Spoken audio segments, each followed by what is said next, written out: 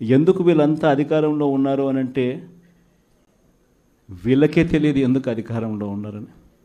ఒకే ఒక కారణం వీళ్ళంతా అధికారంలో ఉండడానికి, అది దోచుకోవడం, దోచుకున్నది పంచుకొని తినుకోవడం. ఇది తప్ప ఇంకేమైనా కనిపిస్తూ ఉందా? ఈరోజు లిక్కర్ స్కామ్, మద్యం స్కామ్, ఇసుక స్కామ్, ఈరోజు నియోజకవర్గంలో ఏమి జరగాలన్నా, మైనింగ్ జరగాలన్నా, నియోజకవర్గంలో ఫ్యాక్టరీ నడపాలన్నా, ఈరోజు ఏది జరగాలన్నా ఎమ్మెల్యేకి ఆయనకి ఎంత ఇవ్వాలా, ఎమ్మెల్యే చంద్రబాబు నాయుడు గారికి ఎంత ఇవ్వాలా. ప్రతి విషయంలోనూ స్కామ్. నియోజకవర్గంలో యథేచ్ఛగా మన కళ్ళ మొదటనే పేకాట క్లబ్బులు జరుగుతూ ఉన్నాయి. యథేచ్ఛగా ఇవన్నీ జరుగుతూ ఉన్నాయి మన కళ్ళ ఎదుట. ప్రశ్నించే స్వరం ఎవరైనా ప్రశ్నిస్తే ప్రశ్నిస్తారేమో అని, ప్రశ్నించకూడదు అని ఏకంగా చిన్నపిల్లలను కూడా చూడుకోకుండా వాళ్ళందరినీ సోషల్ మీడియా కింద 111 సెక్షన్ పెట్టి, అంటే ఆర్గనైజ్డ్ క్రైమ్ అంట. సోషల్ మీడియాలలో నువ్వు చేసే తప్పును ప్రశ్నిస్తే ఎందుకయ్యా సూపర్ 6 ఇవ్వడం లేదు, ఎందుకయ్యా సూపర్ 7 ఇవ్వడం లేదు అని చెప్పి ప్రశ్నిస్తే ఆర్గనైజ్డ్ క్రైమ్ అట. టెర్రరిస్టులకు పెట్టే క్రైమ్ ఆర్గనైజ్డ్ క్రైమ్ అని పోస్టింగ్ను పెట్టిన వాళ్ళను, చిన్నపిల్లలను కూడా చూడుకోకుండా వాళ్ళందరినీ జైళ్ళలో పెట్టి 40 రోజులు, 30 రోజులు, 50 రోజులు రకరకాల స్టేషన్ల చుట్టూ తిప్పి, రకరకాల జిల్లాలన్నీ తిప్పి వాళ్ళందరినీ కూడా ఇబ్బందులు పాలు చేసే కార్యక్రమం జరుగుతూ ఉంది. కానీ ఒకటి చంద్రబాబు నాయుడు మర్చిపోతూ ఉన్నాడు. ఎప్పుడైనా కూడా మంచి పేరు తెచ్చుకొని ప్రజల్లో పాలన సాగిస్తే ప్రజలు మళ్ళీ ఎన్నుకుంటారు.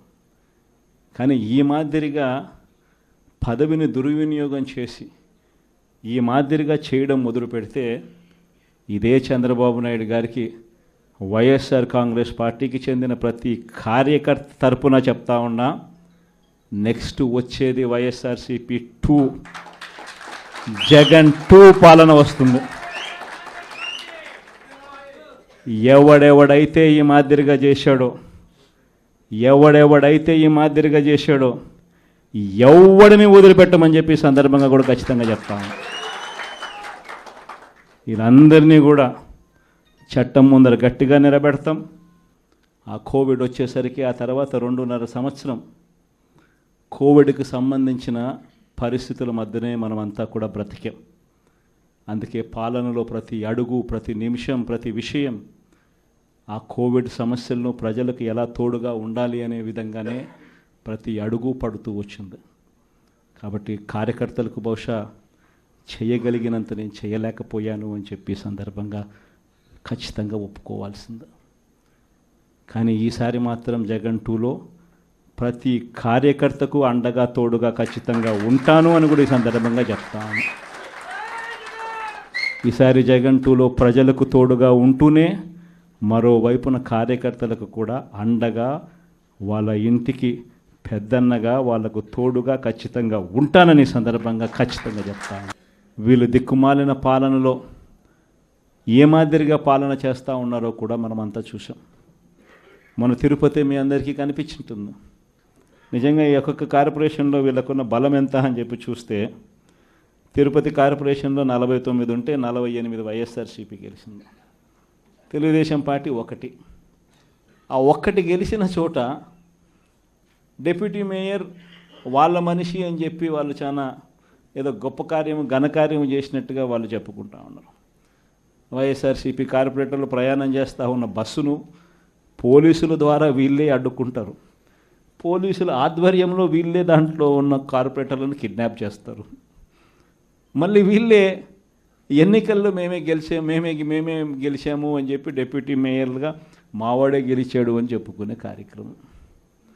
ఆ కార్పొరేటర్లు పాపం వచ్చిన తర్వాత వాళ్ళు చెప్పిన గాథలు మీడియా సమక్షంలో మనం అంతా కూడా చూసాం.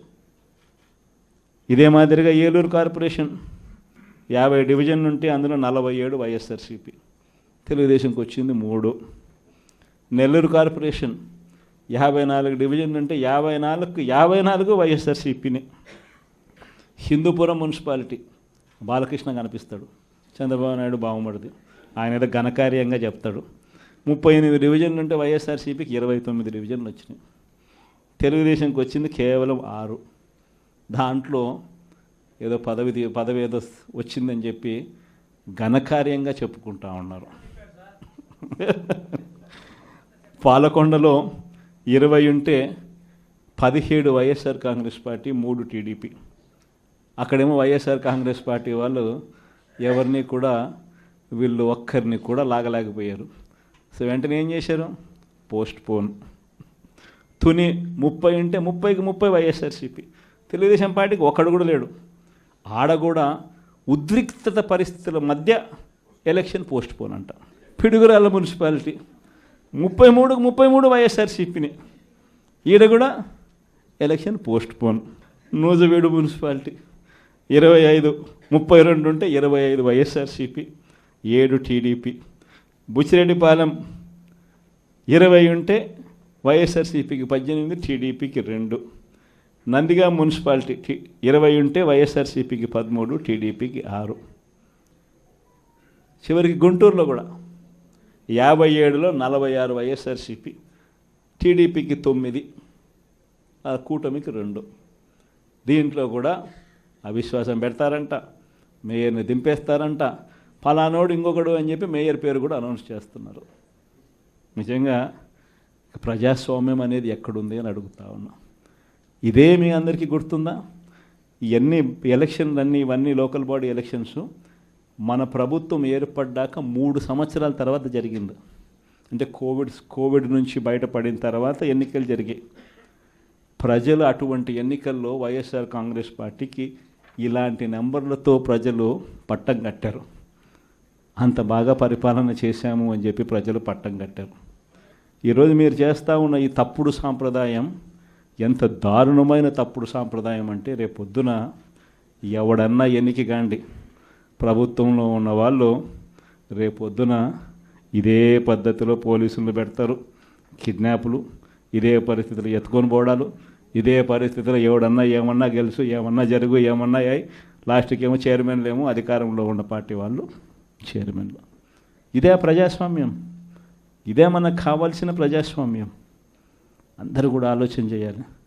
ఇలాంటి రాజ్యం పోవాలి, ప్రజాస్వామ్యం నిలబడాలి, మనలో వ్యక్తిత్వం అనేది పైకి రావాలి, విలువలు, విశ్వసనీయతతో కూడిన రాజకీయాలు మళ్ళీ ఎదగాలి.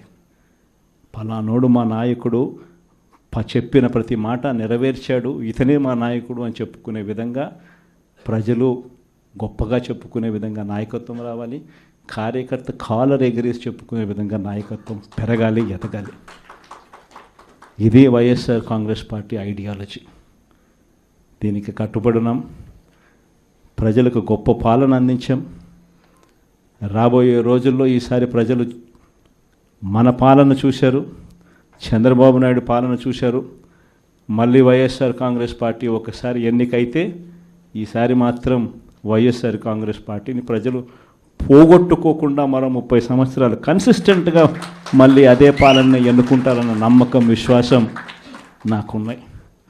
చంద్రబాబు నాయుడు లాంటి వ్యక్తులు అనే మాట, బటన్లు ఏముంది, ముసలావిడ కూడా నొక్కుతుంది బటన్లు అని చెప్పి ఇదే మాట చంద్రబాబు నాయుడు అన్నాడు. మరి ఇదే చంద్రబాబు నాయుడు ఎందుకు బటన్లు నొక్కలేకపోతా ఉన్నాడు అని చెప్పి ఇదే చంద్రబాబు నాయుడిని ఈరోజు గ్రామంలో ఉన్న ప్రతి ఇంట్లో ఉన్న వ్యక్తులు కూడా ఈరోజు అడుగుతూ ఉన్నారు. మరి ఈరోజు ఏమంటా ఉన్నాడు? ఎంత మొహమాటం లేకుండా, ఎంత నిస్సిగ్గుగా ఏమంటా ఉన్నాడు? రహస్యం ఏదైనా ఉంటే చెవిలో చెప్పు అంటాడు. ఇంకా ఏమంటాడు? బటన్లు నొక్కిన జగన్ను పంపించినారు ప్రజలు, బటన్లు నొక్కిన కేజ్రీవాల్ను పంపించినారు, బటన్ల టైం అయిపోయింది అంటున్నాడు. అంటే మొహమాటం లేకుండా నిస్సిగ్గుగా ఇంత దారుణంగా అబద్ధాలు చెప్పి మోసం చేసి అధికారంలోకి వచ్చిన వ్యక్తిని, ఈ వ్యక్తిని చీటర్ అంటామా? 420 కేసు పెట్టాల్సిన కేసు కాదా ఇది అని చెప్పి అడుగుతా ఉన్నా. మేము అందరం కలిసికట్టుగా ఈ ప్రభుత్వాన్ని గట్టిగా బంగాళాఖాతంలో కలిపే పరిస్థితిలోకి తీసుకొని పోవాలి.